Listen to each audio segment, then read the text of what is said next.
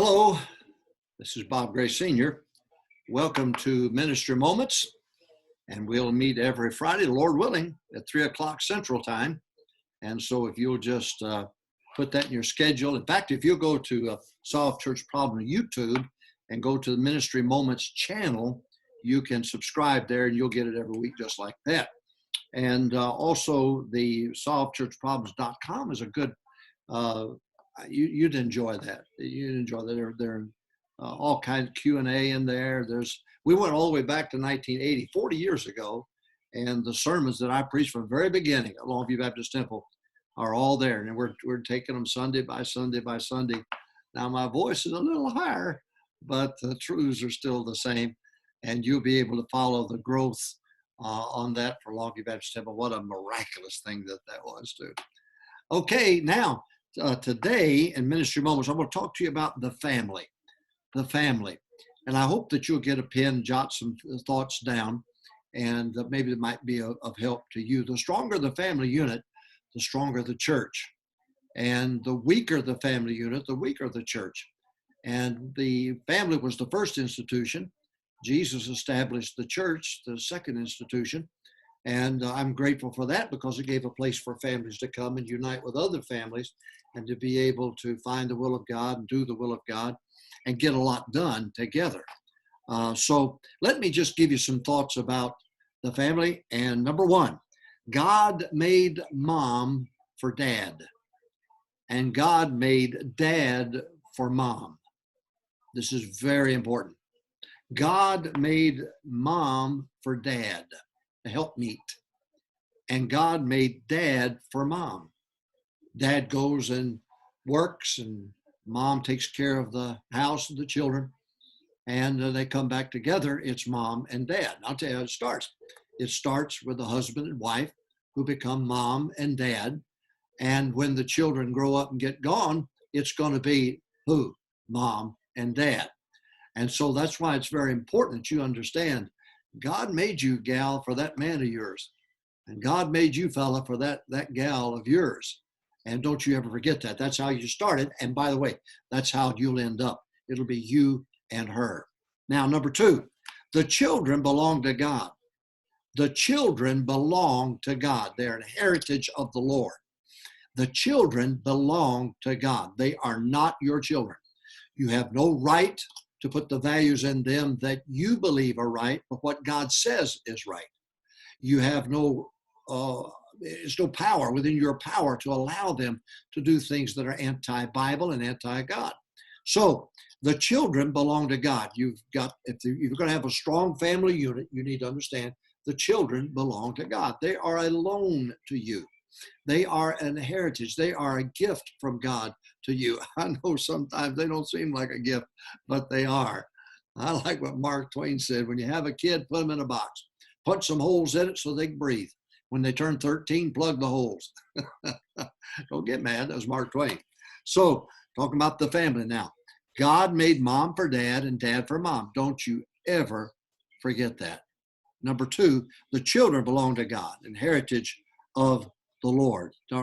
Number three, the family does not vote on the will of God. The family does not vote on the will of God. Susie, what do you think? Sam, what do you think? That has absolutely nothing to do with it. The more you know the Bible, the more you know the will of God, the more you've got to say. It's not thus saith Susie. And so, well, Mama said, Mama, now let me tell you something. You mothers are ruining these kids. You wait till your dad gets home, and then the lap of loving and luxury and so on, because you don't want them to hate you. Oh, I want the children to love me. I want the children. Yet I understand in Scripture sometimes the children are going to turn on the parents, and there's going to be brother against brother and sister against sister. I understand that that's a reality. Now, number one, God made mom for dad and dad for mom. Number two, the children belong to God, not you. They're a loan from God. Number three, the family does not vote on the will of God. I may have discussed things with our children, but I knew where I was going. I knew where I was headed. I was just guiding them to God's decision, not my decision.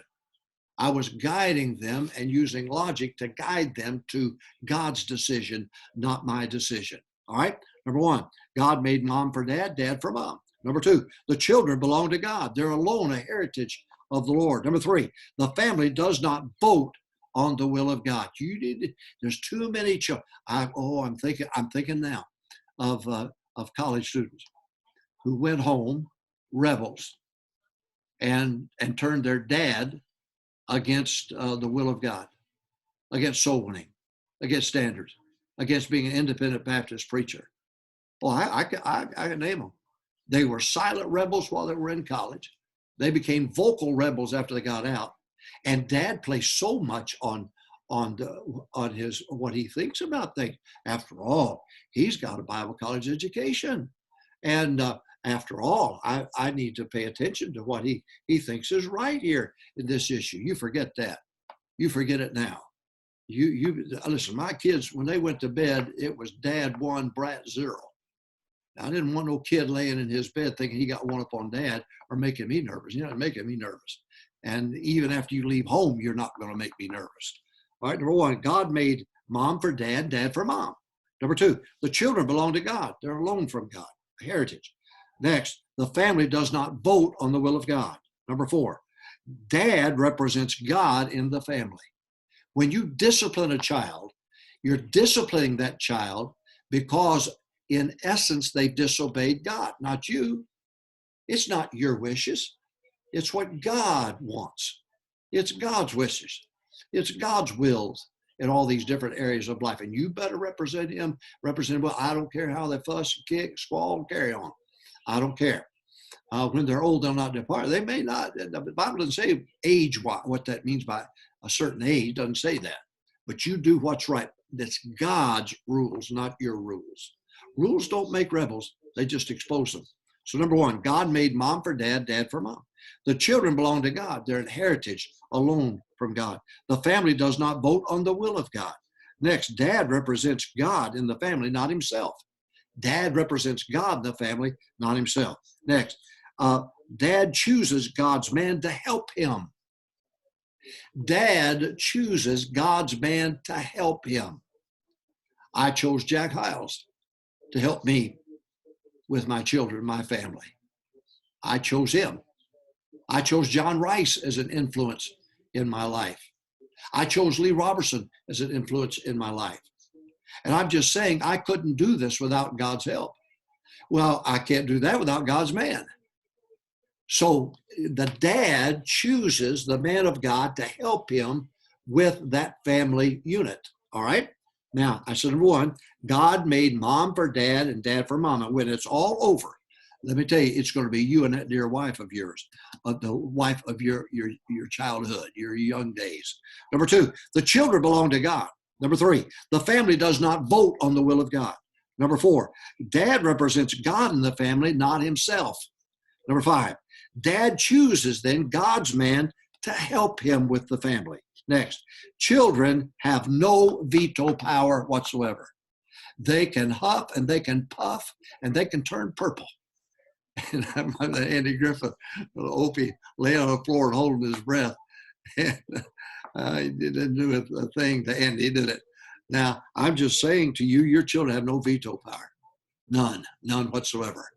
And when you kids get away from home, and you don't honor your mom and your dad after you're gone from home, you're shortening your life. That's a promise, a commandment with promise, God said. All right? So God made mom for dad, dad for mom. When it's all over, that's going to be it. Don't you start agree with this kid, disagree with this kid after they're gone. Forget that mess. It's going to be mom and dad when it's over. Children belong to God, not to you. The family does not vote on the will of God. Number four, dad represents God in the family, not himself. Number five, dad chooses God's man to help him. Oh, dear dad, please be careful who you choose as God's man. Be careful who you choose as God's man. Be careful. The ungodly music, the ungodly mode of dress, and all the world, it gets so. You be careful who you choose as God's man to help you. Children have no veto power. Number 7, let the children go at marriage. When they get married, let them go. I think I've stopped by kids' house probably twice. He ever used the restroom. I was out soloing it. I am not going over there. I am not getting into their world. And you're going to rue the day that you got all that nest around you. And oh, we got the grandkids and we got the kids and so on. And you just go ahead and create something that's not in the Bible. Go ahead and create it. And you're going to rue the day because there's going to be friction, there's going to be division. And you be God's man in that family, for that family. You be God's man. And you choose God's men to help you, to help them. All right, I said number 1, God made mom and dad for mom. Number 2, the children belong to God, not to you. Number 3, the family does not vote on the will of God. Don't do it. Number 4, dad represents God in the family. Number 5, dad chooses God's man to help him with the family. 6, children have no veto power whatsoever. Even when they leave home, they have no veto power. Next, let the children go at marriage. Let them go. Leave and cleave, the scripture says. Leave and cleave. Let them go. You could wrap your whole world up around those grandchildren. You just go right ahead. You go, don't you listen to me. You just go right ahead and do it. And you're going to rue the day that you did. You've got to let that mom and dad rear those children. You've got to let them do what you did with your kids. All right. Next, I know you don't agree with this. I know you're having problems with it right now. But, if I agreed with you, we'd both be wrong. Number 8, a new family unit has been born at marriage. A new family unit has been born at marriage. And so the cycle starts over again. So they get married. Now they have a family unit. Now that man is going to be a dad. And that dear wife's going to be a mother. But they were made for each other, not the children. God didn't make you gal to change dirty diapers. So why didn't you tell me that when I first got married? God didn't. No. God made you for that man. And God made that man for that. Well, I remember one time at chapel, Brother House came out and talked about the one that breaks up marriages. And he went on for about 10 minutes teaching about the danger of a third party getting involved in between the husband and the wife and busting up the marriage. And he told that. Then he said, I'm gonna bring out the other woman. And we were all sitting at the edge of our seats, and he walked out, and somebody walked out with a baby. And he said, this will cause more damage in the home than anything else. He said, God didn't make you to change diapers. God made you to love that man. God didn't make dad to change the diapers either. God made him for that woman. And I promise you, together you raise those kids according to what God's will is. Then you let them go. You let them get married. I know this is heresy in some parts of the country, but that's why we've got weak churches. That's why, because we've got weak families. Why? We've homogenized this thing until if you're not a good grandparent, you're just not worth living. If you can't be and we've got to keep the grandchildren and great-grandchildren close to us. No, I remember when Kimberly was born, my wife and I said, we will go out on a date on Friday.